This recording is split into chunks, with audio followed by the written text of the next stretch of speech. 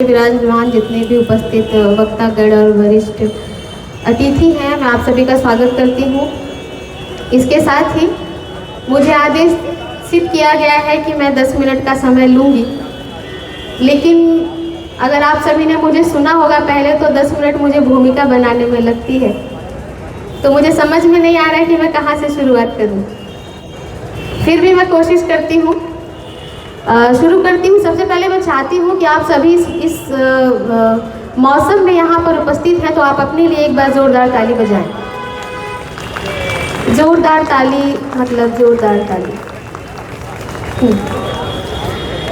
तो मैं शुरू करती हूँ और कुछ भी कहने से पहले करुणा के सागर, समता, समानता, मैत्री, मानवता, शील, सदाचार, प्राणी उपकार, सत्य, अहिंसा, बंधुत्व, भाईचारा, अंत और आदि, प्रज्ञा और समाधि, ज्ञान, विज्ञान, आत्मसम्मान, बहुजन हिताय बहुजन सुखाय का पाठ पढ़ाकर विश्व को ज्ञान का दिया दिखाने वाले युग पुरुष, युग दृष्टा, युग प्रवर्तक, महाकारुणिक तथागत बुद्ध को नमन और वंदन करती हूँ।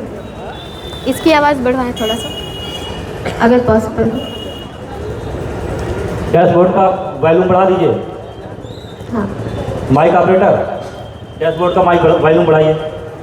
और इसके साथ ही भारत ही नहीं बल्कि विश्व के गौरव, विश्व रत्न, शिक्षा, सौहार्द के प्रतीक, तेजवान, धैर्यवान, शीलवान, दयावान, विवेकवान, विश्व के महान विद्वान, उच्च कोटि के लेखक, समाज के श्रेष्ठ समीक्षक, श्रेष्ठ विचारक, शोषितों, वंचितों, पिछड़ों, नारियों के उद्धारक, उच्चतम 32 डिग्रियों के धारक, भारत का प्रखर वक्ता, प्रवक्ता, अधिवक्ता, महान होनहार, ईमानदार, लीडर, शोधकर्ता, समानता का हिमायती, बुद्ध का अनुयायी, निडर, निर्भीक, निश्चल, निर्मल, निस्वार्थ हृदय का मालिक, एक नहीं 9 भाषाओं के जानकार, कानून के रचनाकार, संविधान के शिल्पकार, बाबा साहब डॉक्टर अंबेडकर को मैं इस मंच से नमन और वंदन करती हूँ। और इसके साथ ही माता सावित्रीबाई फुले के जन्मदिन की आप सभी को बधाई। महिलाएं बैठी हैं, आप सभी को विशेष बधाई। पुनः एक बार आप सभी का स्वागत करते हुए मैं चाहती हूँ कि मैं कुछ पंक्तियाँ पेश करूँ। इधर जितने लोग खड़े हैं आप सभी का विशेष धन्यवाद। वक्त अभी कम है, मैं चाहती हूँ कि मैं कुछ शुरू करूँ और जल्दी से आपके बीच जो आप सुनना चाहते हैं, अभी मैं देखती हूँ कि आप कैसा सुनते हैं, फिर मैं उसी हिसाब से सुनाऊंगी। उसके पहले एक शेर मैं चाहती हूँ कि मैं पेश करूँ कि मुफलिसी हमें मंजूर है पर अपमान हमें बर्दाश्त नहीं। मुफलिसी हमें मंजूर है पर अपमान हमें बर्दाश्त नहीं। हम आग भूख की सह लेंगे पर इज्जत पर आघात नहीं। हम आग भूख की सह लेंगे पर इज्जत पर आघात नहीं। और संविधान बदलने की बातें तू कर करके थक जाएगा। संविधान बदलने की बातें तू कर करके थक जाएगा। अरे तेरी तो औकात ही क्या, तेरे बाप के बस की बात नहीं। बेहद शुक्रिया। आदरणीय श्यामलाल निषाद जी का मैं स्वागत करती हूँ। और भी जो विशेष अतिथि है, मैं सबका नाम नहीं जानती और नाम लूँगी तो काफ़ी वक्त लग जाएगा, मेरी कविताएं की कुछ पंक्तियां रह जाएंगी, इसलिए मैं शुरू करती हूँ। और अभी मैं रहने वाली, मैं बता दूँ कि मैं रहने वाली कुशीनगर की हूँ। कुशीनगर यहाँ से बहुत दूर नहीं है, लेकिन आपने बुलाने में मुझे काफ़ी देर कर दिया। अभी मैं महाराष्ट्र से आ रही हूँ, नागपुर से मेरा प्रोग्राम था और वहाँ से सीधा मैं आपके प्रोग्राम के लिए आ रही हूँ, आपके बीच होगी। एक मुकम्मल कविता मैं चाहती हूँ कि मैं पढ़ूँ, मेरी पसंदीदा कविताओं में से एक है, तो मैं पेश करती हूँ। एज अ साहित्यकार, एज अ कलमकार, एज अ लेखक, एज अ कवित्री, मेरा एक दायित्व तो बनता है कि जब मैं कलम उठाऊँ तो मैं अपने महापुरुषों के विचारों को अपने पंक्तियों में पिरोऊँ, और वो मैं करती हूँ और आप सभी देखते भी हैं।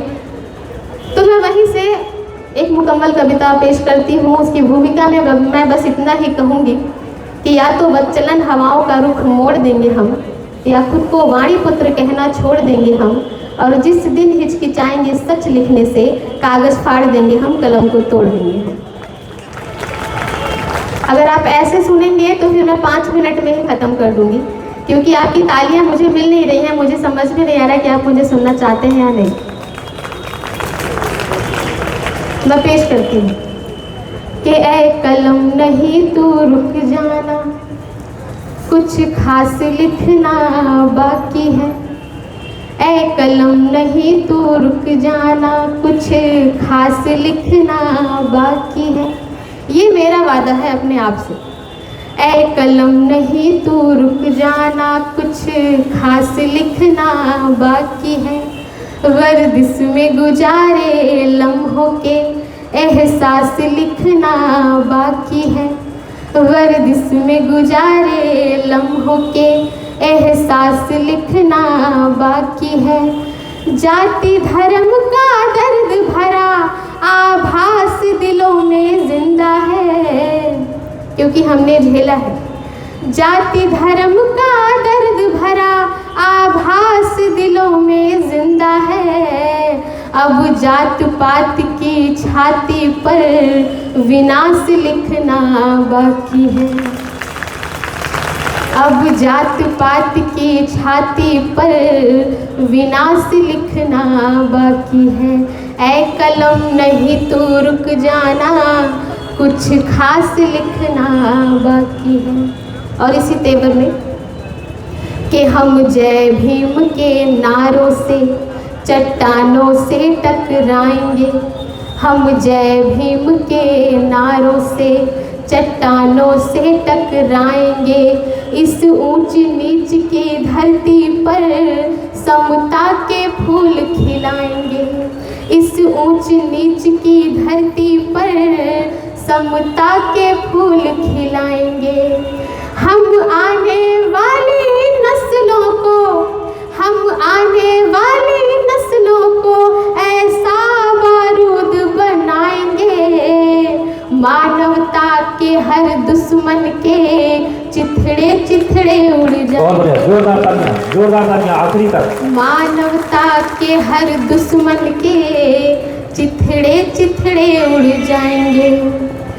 और क्या बाकी है इसके अलावा कि अभी अंधेरों के सीने पे, अभी अंधेरों के सीने पे प्रकाश लिखना बाकी है।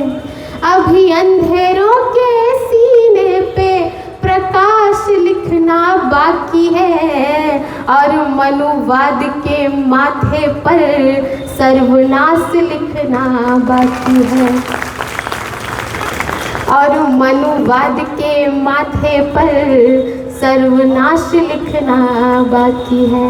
अब मुझे लगता है कि बाकी की जो अगली पंक्तियां हैं आप ऐसे ही सुनेंगे, मुझे अभी प्रतीत हो रहा है। तो मैं पढ़ती हूँ, इसी तेवर में सुनिएगा कि इन भीमराव के शेरों को पिंजरे तो हैं बर्दाश्त नहीं।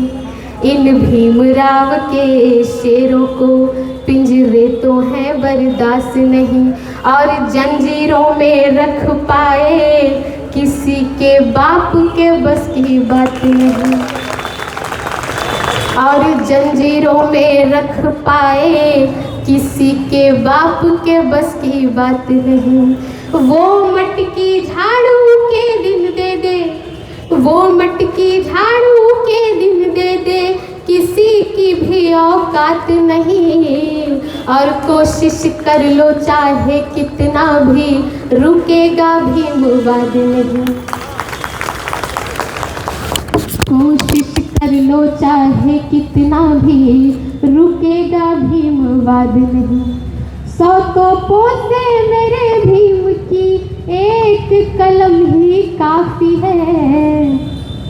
क्योंकि बाबा साहब ने कहा था कि एक कलम हजारों तलवार पर भारी है। और यकीनन इसीलिए मैं ये पढ़ती हूँ कि 100 तोपों से मेरे भीम की एक कलम ही काफ़ी है। और इसी कलम से जातीयता को कारावास लिखना बाकी है। और इसी कलम से जातीयता को कारावास लिखना बाकी है। बहुत शुक्रिया, आभार आपका।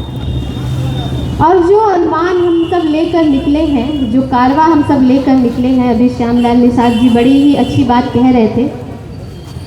उनके वक्तव्य से मैं ताल्लुक़ रखते हुए सहमति जताते हुए मैं ये पंक्तियाँ उन्हें ही समर्पित करती हूँ कि हम शाहू फूले पेरियार का ख्वाब नहीं मिटने देंगे।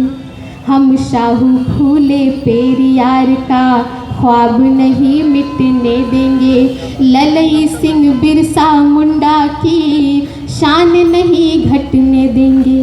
ललई सिंह बिरसा मुंडा की शान नहीं घटने देंगे। बहुजन के बच्चे बच्चे को, बहुजन के बच्चे बच्चे को हम काशीराम बना देंगे। क्या बात है, बात आखिरी तक बहुत बढ़िया। ये इसलिए ज़रूरी है क्योंकि अब कोई कांशीराम साहब, कोई डॉक्टर अंबेडकर, कोई फूले, कोई सावित्री अब हमारे बीच नहीं आने वाली। हमें अपने बीच से ही तैयार करना पड़ेगा एक झलकारी, एक सावित्री, एक डॉक्टर अंबेडकर और एक कांशीराम। तब मैं पढ़ती हूँ कि हम शाहू फूले पेरियार का ख्वाब नहीं मिटने देंगे। ललई सिंह बिरसा मुंडा की शान नहीं घटने देंगे। बहुजन के बच्चे बच्चे को हम काशीराम बना देंगे। और बाबा साहब का लिखा हुआ संविधान नहीं मिटने देंगे। बाबा साहब का लिखा हुआ संविधान नहीं मिटने देंगे। अपनी हर अंगड़ाई का दुनिया ने देखी झांकी है। और झांकी कुछ ऐसे देखी है कि जब हमने कलम उठाई तो हमने देश का संविधान लिखा, और जब हमने तलवार उठाई तो हमने भीमा कोरेगांव का इतिहास लिखा, और जब हमें मौका मिला तो हमने राजनीति में भी अपने तेवर दिखाए 4-4 बार। ये हमारी ताकत है। तब मैं पढ़ती हूँ कि अपनी हर अंगड़ाई का, अपनी हर अंगड़ाई का दुनिया ने देखी झांकी है। अपनी हर अंगड़ाई का दुनिया ने देखी झांकी है। अब कोरेगांव का दोबारा इतिहास लिखना बाकी है। अब कोरेगांव का दोबारा इतिहास लिखना बाकी है। और महिलाओं को मैं समर्पित करती हूँ, और आज जिनका जन्मदिन है, जिसकी वजह से मैं इस मंच पर खड़ी हूँ। अगर माता सावित्री बाई तब क्रांति नहीं करती तो जितनी महिलाएं इस कुर्सी पर बैठी हैं और मुझे सुन रही हैं और मैं यहाँ से बोल रही हूँ, ये मुमकिन नहीं होता। तो मैं ये चंद मिसरे मैं उन्हें समर्पित करती हूँ कि शिक्षा के दीपों को कोई जब कभी बुझाने आएगा। शिक्षा के दीपों को कोई जब कभी बुझाने आएगा।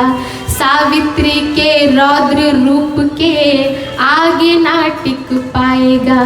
सावित्री के रौद्र रूप के आगे ना टिक पाएगा।